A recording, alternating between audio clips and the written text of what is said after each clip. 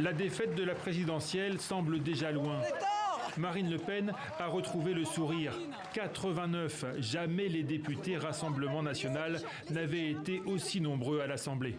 Je pense aussi à tous nos électeurs. Je pense à ces millions de Français qui sont privés d'une représentation juste à l'Assemblée nationale depuis, pour certains, des décennies et qui, ce matin, enfin, je crois, se sentent représentés. Sur la photo de famille, des profils en effet peu ordinaires au Palais Bourbon. Certains sont policiers ou chauffeurs-livreurs, d'autres sont auxiliaires de vie ou intérimaires à la poste. Comme quoi, on peut partir de rien puis arriver à l'Assemblée nationale. C'est-à-dire partir de rien? Être femme de ménage et finir députée à l'Assemblée nationale. Vous êtes un peu perdu là? Un peu, beaucoup. Tout ce protocole, tout ça.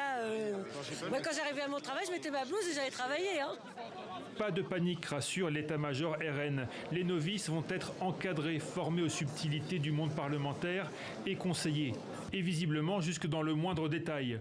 Dès hier soir, des consignes ont été données.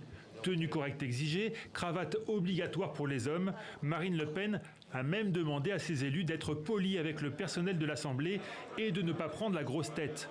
La direction du RN sait que chaque faux pas sera scruté et le parti a de l'expérience en la matière.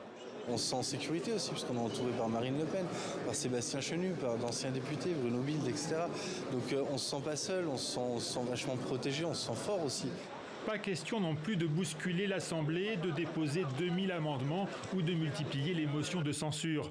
Pragmatisme, cohésion, exemplarité, le Rassemblement national souhaite se démarquer de l'autre opposition, celle des insoumis, et afficher l'image d'un parti respectable, d'une opposition constructive, finalement soluble dans le système que Marine Le Pen aura mis tant d'ardeur à critiquer.